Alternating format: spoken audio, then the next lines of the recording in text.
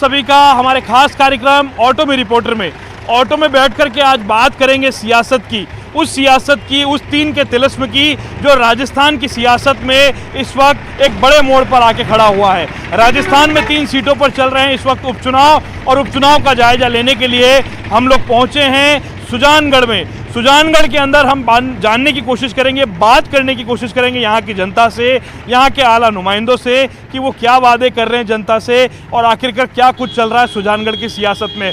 तो करते हैं आज ऑटो का सफ़र सुजानगढ़ की सड़कों पर और बात करेंगे जनता से और बुलंद करेंगे उनकी आवाज़, आखिरकार क्या कुछ चल रहा है सियासत के सफ़र में जनता के बीच में। तो चलते हैं ऑटो के सफ़र पर।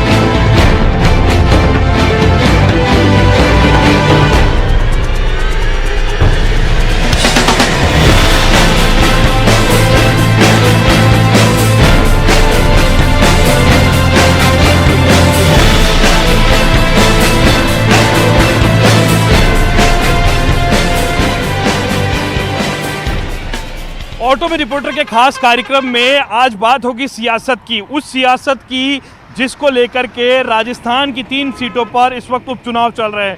हम लोग मौजूद हैं सुजानगढ़ के अंदर। सुजानगढ़ वो सीट है जहां से मास्टर भंवरलाल विधायक थे, मगर उनका स्वास्थ्य ठीक नहीं था, उसके बाद में उनका देहांत हो गया, उसके बाद से ये सीट खाली हो गई। अब उनके पुत्र जो हैं मनोज मेघवाल वो मैदान में है कांग्रेस से, तो बीजेपी की ओर से खेमाराम मेघवाल मैदान में है। हालांकि आरएलपी ने भी अपने कैंडिडेट को मैदान में उतारा है और आरएलपी का दावा है कि हम भी जीत सकते हैं। तमाम मौजूद लोग हैं सुजानगढ़ के, जिनसे हम बात करेंगे, जानने की कोशिश करेंगे आखिरकार सुजानगढ़ की सियासी नब्ज क्या कहती है। इस चुनाव के अंदर कौन से ऐसे बड़े मुद्दे जो चुनाव के अंदर इस बार हावी रहेंगे? देखिए, यहाँ इस विधानसभा चुनाव में मास्टर भंवरलाल जी एक बहुत बड़े नेता रहे हैं और उसने भरसक प्रयास किए यहाँ काम करने के। आपको पता है यहाँ सुजानगढ़ में सारा पानी खारा था, उसके लिए एक योजना ही थी अपनी योजना के नाम से।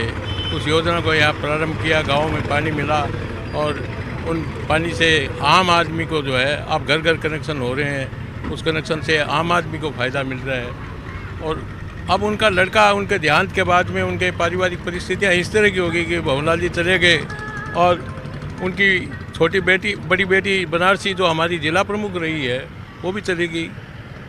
तो अब उनका लड़का है, उसको कांग्रेस ने टिकट दिया है। उसके प्रति लोगों की बहुत बड़ी मास्टर जी की संवेदनाएं साथ है। ये बताइए भैया कि क्या लग रहा है, यहाँ का युवा क्या कह रहा है, यहाँ के युवाओं के मन में क्या है, बीजेपी कांग्रेस कौन जीतेगा, इस पर हम बात नहीं करेंगे। हम ये बात करना चाह रहे हैं युवाओं के लिए क्या हुआ अब तक और अब क्या होने की उम्मीद लगती है युवाओं को? अभी तक तो सबसे ज़्यादा युवाओं को जो ज़रूरत थी वो थी कन्या महाविद्यालय की, जिसकी बहुत दिनों से प्रतीक्षा की जा रही थी। वो अभी सरकार ने इसको पास करके बहुत अच्छा काम किया है। दूसरा, ज़्यादातर यूथ जो है उनका वो बहुत समझदार है, वो काम को देख के इस बार वोट कर रहे हैं। तो आप ये बताइए कौन से ऐसे बड़े काम हैं जो अभी भी बाकी हैं, जो हो चुके हैं, बजट में हो गए, उनकी हम बात नहीं कर रहे। अब चुनाव में कौन से मुद्दे हैं सामने? चुनाव में कोई लंबे चौड़े अभी मुद्दे हैं नहीं, क्योंकि अब तो बड़ा काम एक ही बचा है सुजानगढ़ का, वो है सुजानगढ़ को जिला बनाओ। उसकी काफ़ी चर्चा चल रही है और उस जिले बनाने की प्रक्रिया में ही मास्टर भंवरलाल जी मेघवाल थे। अब सिर्फ काम यही बचा है कि जिला तभी बन सकता है। अब यहाँ 2 ऑफिसें बाकी रही है, एक तो एसपी की, एक कलेक्टर की। एडीएम यहाँ बैठने लगे अभी जल्दी। तो सुजानगढ़ की मुख्य मांग यही है कि सुजानगढ़ को जिला बनाओ। सुजानगढ़ को जिला बनाओ, जिला बनेगा नहीं बनेगा, सीवरेज का काम यहाँ अधूरा, जो मुद्दे की जो बातें सामने आई है। भैया आपका शुभ नाम जानना चाहेंगे? डॉक्टर घनश्याम नाथ कछावा, मैं एक सामाजिक संस्था का अध्यक्ष भी हूँ। चुनाव में स्थानीय मुद्दे अपने आप में हावी है, लेकिन सबसे बड़ी बात जो है जिसका आज तक किसी ने ध्यान नहीं दिया, यहाँ के बहुत बड़े बड़े लोगों ने पूरी दुनिया में इस क्षेत्र का नाम किया है। कन्हैयालाल जी सेठिया जो साहित्य में हैं, खेमचंद प्रकाश जी जो म्यूज़िक में हुए, म्यूजिक डायरेक्टर हुए हैं, जमाल सेन जी हुए हैं, तो उन लोगों का कोई स्मारक यहाँ नहीं है। जिन लोगों ने इस सुजानगढ़ के क्षेत्र को बहुत ख्याति को दूर तक बढ़ाया है, 3 लोगों को यहाँ पद्मश्री भी मिली है, उन लोगों के नाम से कोई स्मारक या मूर्ति कुछ नहीं है। और आज तक इस तरफ के कई, चाहे सरकार बीजेपी की आई, चाहे सरकार कांग्रेस की आई, चाहे किसी दूसरी पार्टी की आई, तो उन्होंने ध्यान नहीं दिया है। जनता चाहती है कि हमारा सुजानगढ़ सुजान है, यहाँ जिला बने और जिले के काबिल ये शहर है और पहले यहाँ जिला था और जिले की ही मांग है। जनता ये चाहती है कि यहाँ का जो स्टेशन है वो पुराने ज़माने से सुजानगढ़ का जोधपुर और दिल्ली के बीच में प्रसिद्ध स्टेशन है, इसलिए इस स्टेशन को जो है सौंदर्यीकरण को देखते हुए, स्टेशन को देखते हुए इसका विकास होना चाहिए और बड़े स्टेशनों में इसको आदर्श रेलवे स्टेशन सुजानगढ़ बनाया जाना चाहिए। मैं हूँ गरीब आदमी, नदियाँ ने पीवे कभी अपना जल, वृक्ष ने खाए कभी अपना फल, अपने तन को मन को धन को दूजे को दे दो दान रे, वो सच्चा इंसान महात्मा गांधी बापू का वन मेरे में लाल बहादुर शास्त्री वाली हो रही है। खेमाराम जी मेरे साथ पड़े हुए हैं, तो ये तो खेमाराम का दोस्त है। बहुलाल जी मेरे गुरु हैं, ये तो उनके शिष्य हैं। रामेश्वर जी मेरे रिश्तेदार हैं, ये उनके, इसलिए मेरा काम कौन करेगा। आप एक युवा हो, उससे पहले आप एक परिवार के सदस्य भी हो, तो आपके मन में क्या ख्याल आता है जब आप सुजानगढ़ से चूरू जाते हो, सीकर जाते हो, जयपुर जाते हो, दिल्ली जाते हो, या जो भी तस्वीरें देखते हो आप बड़े शहरों की, आपके मन में ख्याल नहीं आता कि मेरा सुजानगढ़ भी ऐसा होना चाहिए? सुजानचल को जिला बनाना चाहिए, क्योंकि सबसे बड़ा क्षेत्र है, एक तो कातर साइड रहता है, इसलिए सबसे बड़ी मांग है वो सुजानगढ़ की एक ही मांग है, सुजानचल को जिला बनाया जाए।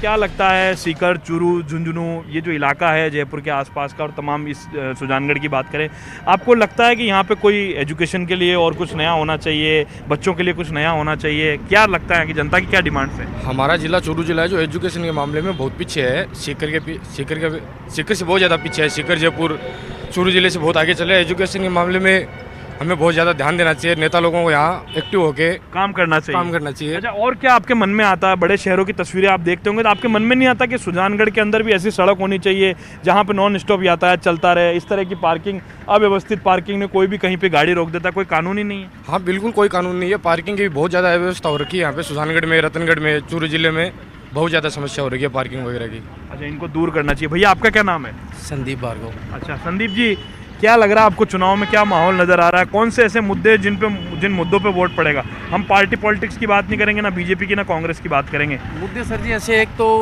बेरोजगारी, कोई फैक्ट्री, कोई इंडस्ट्री कभी नहीं है यहाँ पे? आई है लेकिन वो लॉकडाउन के बाद वो डाउन हो गई, जो कर्मचारी थे वो बाहर चले गए। आपका नाम भाऊ जी? हाँ सर, गोपाल रखेचा। अच्छा गोपाल जी, क्या सोचते हैं आप कि आपका सुजानगढ़ कैसा होना चाहिए? मैं सोचता हूँ कि मेरे सपनों का सुजानगढ़ कैसा होना चाहिए। अगर आज अपन सुजानगढ़ से क्रॉस करना चाहें तो ऐसा कोई साधन नहीं है जिसकी वजह से कि अपन एक साइड से दूसरे, कोई इमरजेंसी पेशेंट हो गया वो चाहे सड़क फाटक पे मरे, ऐसा कोई ब्रिज नहीं है। तो ऐसा मैं ये सोचता हूँ कि ऐसा ब्रिज बने, एक मेगा हाईवे का बड़ा ब्रिज बने। रासवाल सीवरेज की कार्य चल रहा है, उसमें कोई दो राय नहीं, लेकिन कार्य जो सुचारू रूप से नहीं चल रहा है उसके लिए सरकार विशेष ध्यान दे। और रासवाल आप कह रहे हो कि और तो जो कांग्रेस में या बीजेपी में व्हाटएवर जो भी हो, ये अपने हिसाब से सब कर रहे हैं सेवा तो, लेकिन इसका एक ये मुद्दा है कि भाई सुजानगढ़ की पार्किंग व्यवस्था, ताकि कहीं भी अभी आप चले जाओ पार्किंग है, डिवाइडर है, ऐसी समस्याएं ऐसी है जिसका निवारण होना बहुत ही ज़रूरी है। और इसके लिए मैं आप लोगों से ये रिक्वेस्ट करूँगा कि ये बात वहाँ तक पहुँचे, सरकार तक ये बात पहुंचे। सपनों के सुजानगढ़ की बात करें तो क्या सोचते हैं आप, कैसा सुजानगढ़ होना चाहिए? जो विधायक जो भी जीतेगा, चाहे कांग्रेस से जीते, चाहे बीजेपी से जीते, चाहे कोई भी जीते, सपनों का सुजानगढ़ कैसा सोचते हैं आप? सुजानगढ़ बहुत उज्जवल होना चाहिए, इसमें कोई दो राय नहीं है कि भाई आम सुविधाएं मिले लोगों को, जितने भी हैं उन सबों को बहुत अच्छी फैसिलिटी मिले। हर आदमी ये सपनों के लिए सोचता है कि भाई अपना काम ये सब फाइन हो, जिसकी वजह से सुजानगढ़ एक मेट्रो सिटी टाइप फीलिंग हो। लेकिन अब वो तो क्या, इसमें इट विल टेक टाइम। बाबू जी आपका नाम जानना चाहेंगे? बालकिशन पारी। अच्छा, क्या करते हैं सर आप? सर मैं कुछ थोड़ा मार्केटिंग करता हूँ, बाकी एक आध्यात्मिक संस्था से जुड़ा हुआ हूँ। अच्छा, कि आपने बताया कि आप अध्यापन संस्था से जुड़े हुए हैं। शिक्षा की बात करें तो शिक्षा के लिए क्या कुछ इंतज़ाम यहाँ है और क्या कुछ यहाँ होना चाहिए? अभी जो भी जीते, पार्टी से कोई मतलब नहीं है, उनके अंदर नैतिकता होनी चाहिए और उनको अपने जो भी वार्डों के जो वार्ड मेंबर हैं उनके साथ में एक ऐसा हर एक वार्ड का प्लान हो कि वहाँ के लोगों के अंदर, वार्ड के लोगों के अंदर जागरूकता पैदा करे कि जब तक इंसान के खुद के अंदर जागरूकता नहीं आएगी ये नेता कुछ नहीं करें, क्योंकि नेता भी तो एक इंसान ही है, वो भी तो हमारे बीच में से ही जाकर एक नेता बनाने वाले तो हम ही है ना। क्योंकि आज वो नेता नहीं, आज एक साधारण है, कल वो जीत जाएगा तो बोलेंगे कि ये पूरे सुजानगढ़ का नेता हो गया। तो ये एक वार्ड मेंबरों को, नेता को लेकर के क्या करना चाहिए कि हर एक वार्ड के अंदर एक नैतिक मूल्य की शिक्षा देने का ऐसा कुछ संस्थाओं को साथ में लेकर के लोगों में जागरूकता, क्योंकि अभी कचरे के लिए बात आती है कि कचरा अभी लोग वो वहीं फेंक रहे, तो ऐसा ही लोगों को करने से लोगों को एक जागरूक करना चाहिए। क्या सोच करके इस बार वोट करने जा रहा है यहाँ का जो मतदाता है, क्या सोच के वोट करेगा? और एक अच्छा नेता मिला है तो मैं तो अगर वोट देता हूँ तो मैं किसी को, पार्टी को नहीं देता हूँ, मैं कोई यहाँ पे खड़ा होता है उसको नहीं देता हूँ, मैं सिर्फ वो एक सिंबल को वोट देता हूँ, क्योंकि मैं वो सामने उसको देखता हूँ बस। जी, आप सामने देखते हैं। भैया आपका शुभ नाम जानना चाहिए? राजेश काजला नाम है मेरा। क्या करते हैं राजेश जी आप? मैं एक टीचिंग पढ़ाता हूँ बच्चों को। अच्छा, आप बच्चों को यहाँ पे पढ़ाते हैं, लेकिन यहाँ बेरोजगारी की जो समस्या है, बेरोजगारी को लेकर के क्या कुछ इंतजाम, क्या सोच रही है इस बार यहाँ की जनता? क्योंकि अभी चुनाव चल रहे हैं और चुनाव में तो मुद्दों की बात होगी, तो मुद्दे की बात करें अपन तो क्या मुद्दे आपको नजर आते हैं बेरोजगारी के साथ? तो यहाँ सबसे बड़ी समस्या है, यहाँ के बच्चे हैं ना, वो शिक्षा का अभाव है। यहाँ पे दूर दूर जाते हैं, सीकर, जयपुर, जोधपुर, लेकिन गरीब तबके के बच्चे हैं वो यहाँ पढ़ नहीं सकते। तो मैं एक इनको अच्छा प्लेटफॉर्म देना चाहता हूँ। पहली बात तो ये, तो यहाँ पे सबसे बड़ी बात है विकास की। सुजानगढ़ में विकास के नाम पे केवल फॉर्मेलिटी है सुजानगढ़ में। जहाँ के इनके वार्ड हैं, वार्डों में ऐसी हालत है वहाँ की सड़कें कि कोई मोटरसाइकिल लेके भी निकलता है व्यक्ति तो उसको निकलना मुश्किल हो जाता है। सबसे ज़्यादा गंदे पानी की निकासी। वार्डों में पेयजल की सुविधाएँ अच्छी होनी चाहिए और बालिका शिक्षा और बच्चों को शिक्षा के लिए प्रोत्साहित करें और छात्रवृत्ति या ट्रस्ट के द्वारा यहाँ संस्थाएं चलाई जाएं जिससे बच्चे सक्सेस हो सके। भैया बच्चे सक्सेस हो सके। आप बताइए शॉर्ट में कौन से मुद्दे हैं इस बार जो चुनाव में हावी हैं? हमारे तो ये पार्किंग वाले है मुद्दे मेन। हम तो ऑटो चलाते हैं, तो जगह नहीं पार्क, यहाँ कहीं पे या पार्किंग नहीं है और सड़कों की व्यवस्था नहीं है। सबसे ज़्यादा जगह जगह जो मेन रोड है, घंटा घर स्टेशन एकदम फुटी हुई है, खड्डे पड़े हुए हैं। एक जगह ये हाईवे 65 नंबर हाईवे, इस पर जगह जगह ब्रेकर लगा दिया, मतलब ब्रेकर हिसाब से होना चाहिए, बेहिसाब से ब्रेकर कर दिया उसने, उसका कोई निवारण होना चाहिए। दोस्तों सुजानगढ़ की बात कर रहे हैं, सुजानगढ़ की बात लगातार जारी रहेगी और सुजानगढ़ की बात करते करते कई लोग पॉलिटिकल बातों को भी कर रहे हैं, कई लोग विकास के मुद्दों की भी बात कर रहे हैं, लेकिन सुजानगढ़ की जनता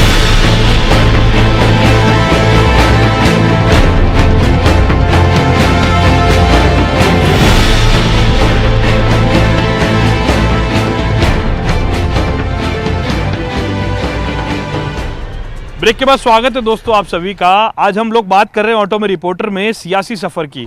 वो सियासी सफ़र जिस सियासत के सफ़र में भारतीय जनता पार्टी, कांग्रेस और आरएलपी तीनों की प्रतिष्ठा दांव पर है। सबसे बड़ी बात यह है सुजानगढ़ विधानसभा सीट की हम लोग बात कर रहे हैं। सुजानगढ़ में जो चुनाव की परिस्थितियां बनी उसके बाद में किस तरह का सियासी माहौल यहाँ पर ज़मीन पर नज़र आ रहा है। हम लोग इस वक्त पहुँच चुके हैं बिदासर कस्बे में।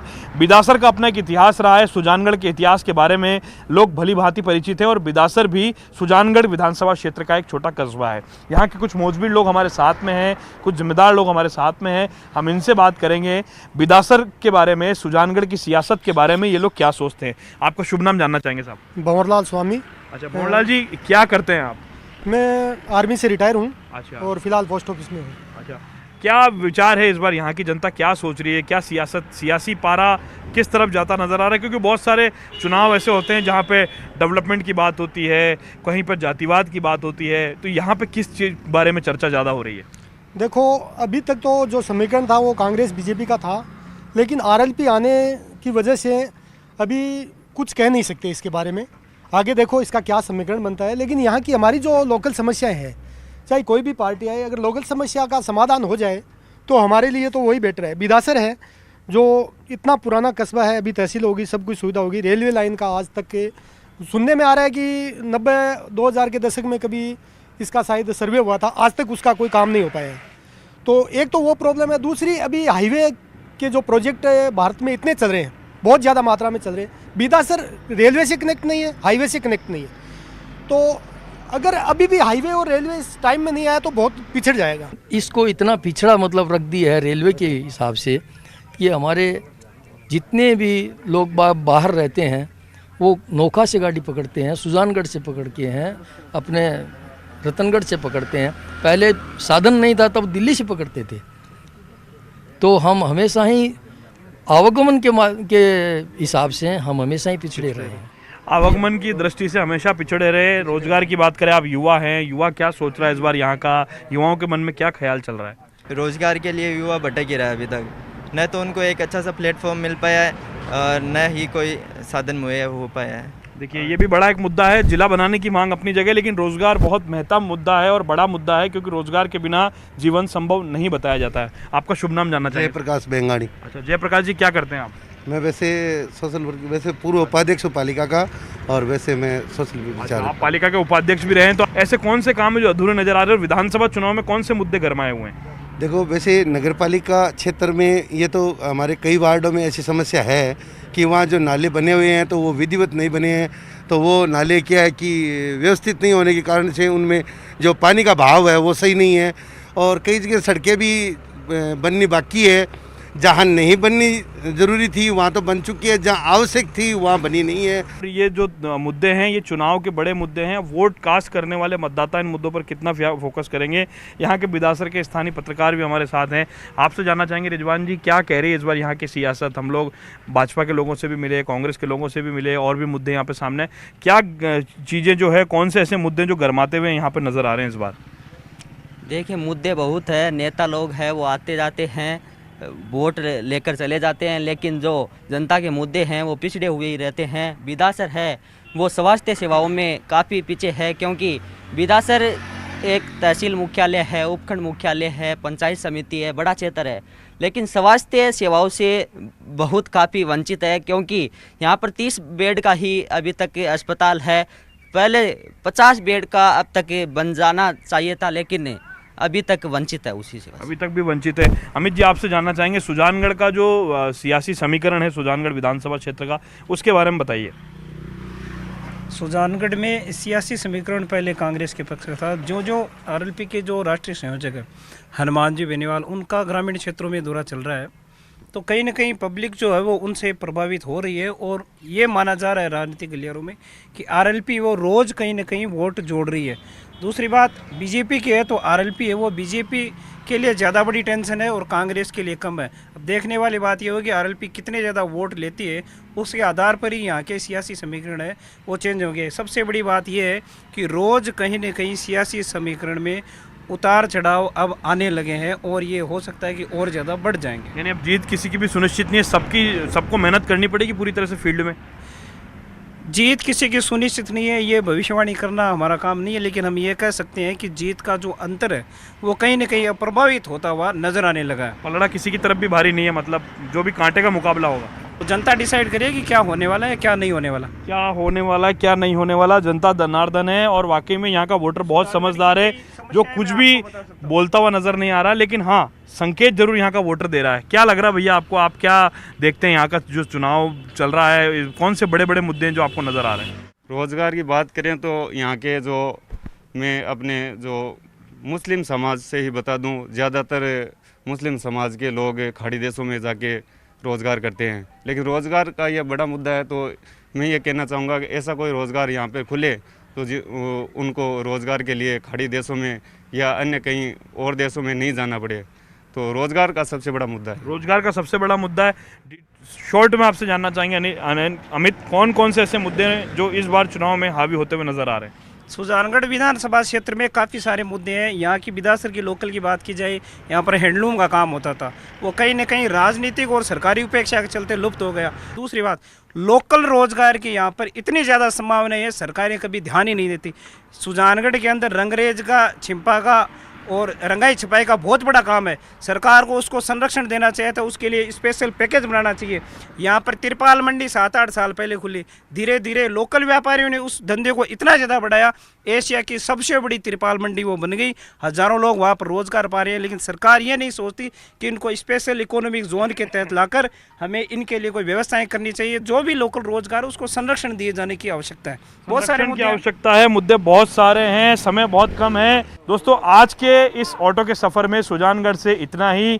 सुजानगढ़ के सियासी सफ़र को आज अब देते हैं विराम। अगली बार फिर मिलेंगे किसी और नए इलाके के लोगों के साथ और बुलंद करेंगे जनता की आवाज़। तब तक के लिए नमस्कार।